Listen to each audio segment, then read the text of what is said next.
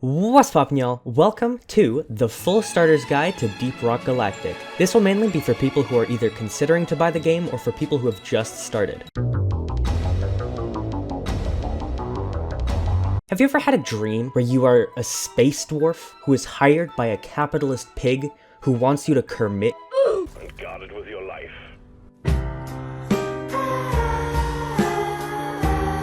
I mean, of course everyone has had that dream, at least 2 times in their life, so naturally, someone created a game about it. You play as a dwarf who is hired to do manual labor for their dwarf overlords while earning minimum wage. You complete missions and get paid in ores, credits, and XP. Ores and credits are used to upgrade weapons and utility, while XP levels up your dwarves.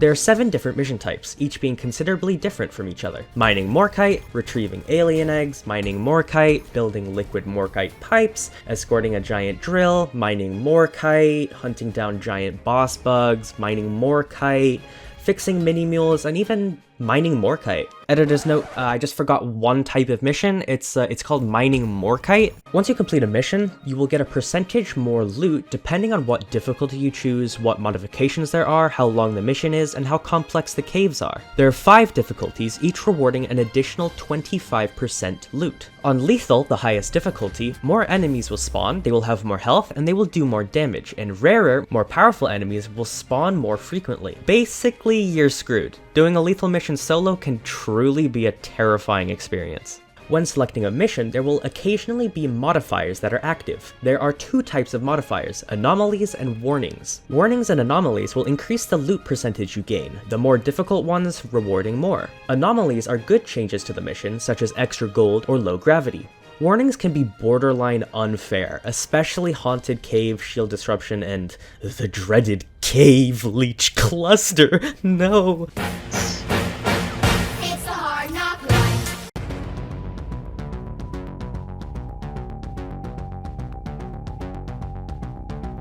Probably one of the most impressive things about this game is the environments. There are 9 different biomes, and each provides its own challenges. Each biome has a main hazard, and there are some creatures that are biome specific. For example, on the sandblasted corridors, you will find honeycombs that spawn a swarm of bees, and the Nayaka trawler. Another example is in the hollow boog. You will find the terrifying stabber vines, which is, it's just this. I appear to have invented a knife-wielding tentacle. In addition to having hazards, each biome will also have a selection of ores you can collect. There are 2 ores that will be in every mission, gold and nitra. Gold grants credits, and nitra allows dwarves to call supply drops, the only way to replenish ammo. Ores can come in 2 types, veins and in walls. If you see flecks of an ore in a wall, you can mine into it and collect it. Personally, my favorite ore is Jadis. Jadis nuts. In missions, you will find many different plants you can collect. These can be used to create many different types of beer. Almost all beers are cosmetic, except for the daily beer, which grants a boost for the next mission. These boosts are quite small and very mission specific. For example, there's one where you just receive more kite when you mine it, or one that reduces fall damage. You can't choose what the daily beer will be, so you can't really rely on getting a beer that you want. The other cosmetic beers are, well, cosmetic. They do cool things like freeze you, make you black out, or even randomly teleport you in space where you die from lack of oxygen, but they are cosmetic. By doing missions, you will unlock milestones, which grant perk points. Perks are a crucial part of each loadout. There are 2 types of perks, passive and active. Each loadout can contain 3 passive and 1 active. After you prestige, however, you will unlock another active perk slot. The passives are decent, but active perks are where it's at, my favorite being Iron Will and Field Medic. The amount of different enemies in the game is quite baffling, from tiny swarmers that die in one hit to giant glyphid dreadnoughts that will eat your entire team for breakfast. Not only are enemies directly affected by the difficulty, but also by how many players are on the mission. I don't want to spoil all the enemy types, as a lot of the fun is discovering them for yourself. All enemies also have strengths and weaknesses, such as Mctera spawn being weak to explosives, fire, and ice damage, but resistant to most other weapons. To figure out what enemies are weak to, you can look in the Miner's Manual or on the wiki. There are 4 classes, each providing a crucial role towards the entire team. While there is no best class, there are some which are more useful than others. Each class has 2 options for primary and secondary weapons, 1 traversal tool, 1 support tool, and 3 types of grenades. This sexy hunk of a man is the Driller, and my personal main. With an arsenal of explosive charges, a giant set of drills, and the most important thing, being able to frost bend, this little gremlin will achieve things you never thought were possible. You may be wondering though, but why is freezing things good? Well, you stupid little shit, what is the most dangerous enemy in the game? Oppressors? Glyphid detonators? No. The most terrifying enemy of them all, other dwarves.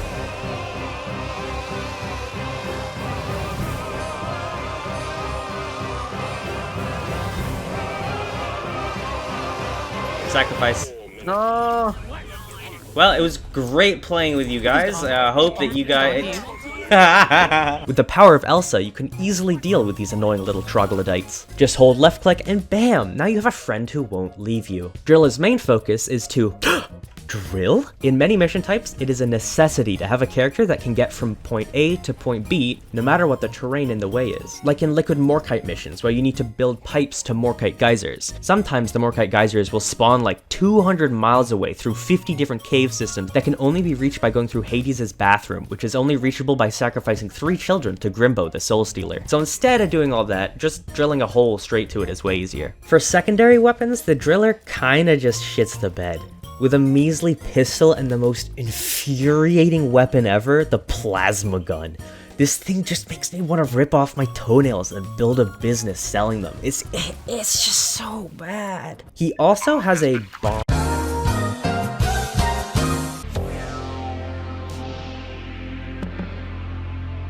You like gun? You want shoot bug? Gunner do that and do that well. That's basically the entire thing about Gunner. Gun go brrr. But god damn is it so satisfying to mow down hordes of bugs with a minigun. Even though the Gunner's main focus is on offense, it also has some useful utility for the team, such as a zipline and a deployable shield. With the choice of either an explosive double cannon or a quick firing minigun, it can be easy to overlook one of the best parts about the Gunner, the secondary. Now, I've always been a sucker for games with powerful hand cannons, like the Desert Eagle in CSGO, the Sheriff in Valorant, and the Ambassador in TF2. Just like in those games, the Gunner has my favorite weapon, the Bulldog. My personal setup transforms an already powerful hand cannon into an obliterator of souls, a Grimbo per se, able to one-shot a Praetorian or slaughter a dwarf in only 2 to 3 shots. Gunner also has one of the most useful utility items in the game, the shield. I honestly feel like this godlike utility is overlooked. It basically provides a way to revive, resupply, or do objectives without worrying about any surrounding enemies.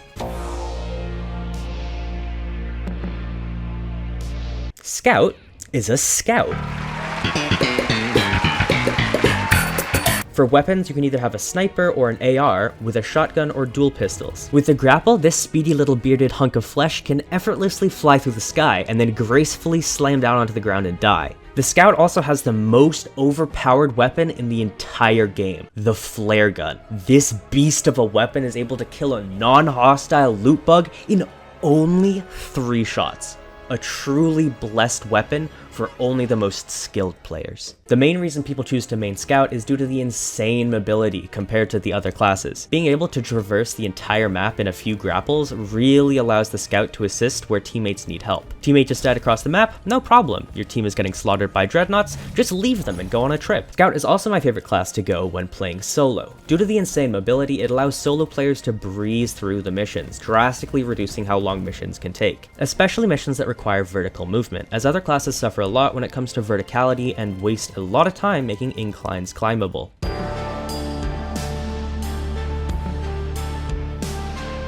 Have you ever wanted to do nothing but make platforms and turrets to shoot down your enemies? Do you wish you could just sit back, relax, pop a can of Glyphid Slammer and do none of the work? If so, then this lazy fuck is for you. With 2 easily prepared turrets, this blob of DNA with dead cells on its face that it calls a beard can easily hold choke points or guard objectives. For the weapons, you can either choose an auto shotty or an SMG. For the secondaries, you get either a grenade launcher or a laser gun. The traversal tool that the engineer has is a platform gun. The platforms are unbelievably useful, as they can be used as stairs, to fill in gaps, to make ores easily mineable, and to trap your friends in a hole to die alone. The platforms also reduce damage, which means you can MLG platform.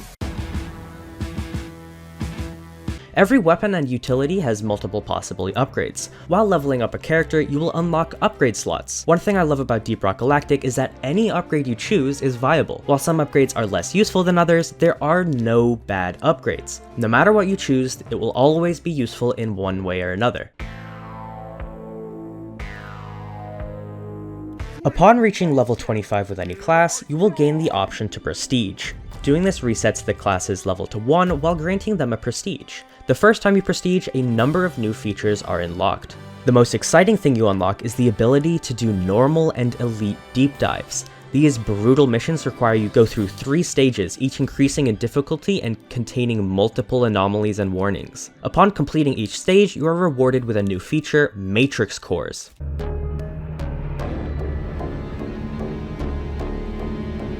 Matrix Cores are how you overclock guns, get skins for weapons, and how you get special beards. Upon doing the weekly core mission or doing a deep dive, you are rewarded with blank Matrix Cores and normal Matrix Cores. To activate the blank Matrix Cores, you must first find a mechanical side quest within normal missions. Then, once you have the Matrix upgrade you want, you can go to the forge and craft it, which costs a variety of minerals and credits.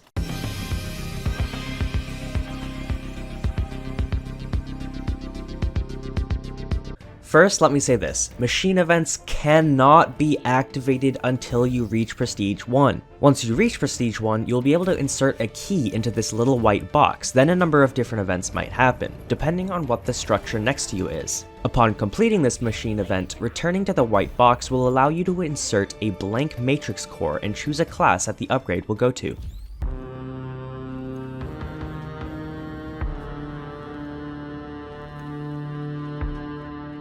Unlike some other games that I play, the community for this game is actually really positive. Due to amazing developers constantly updating the game, the community constantly has new and exciting features to learn and master. I've been following this game for a few years now, and honestly, it doesn't even feel like the same game. Every update adds actual exciting features, like new missions, new biomes, or new bugs. By the time this video goes out, there's probably a new update that has already been released. Although I haven't interacted with the community too much, as I prefer to just play with my friends, the few interactions I have had were always positive, especially when doing deep dives. When I only have 2 friends to play with, we can usually rely on having a random player join and be competent.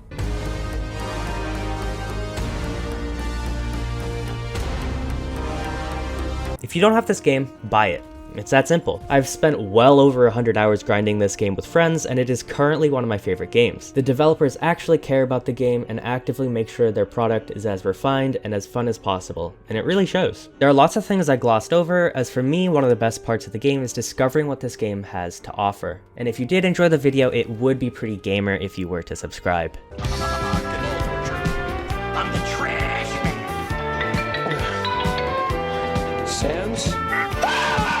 Oh my god, are you gay? Are you gay? Are you gay? Are you gay? Hey, it's your boy, Skinny Penis.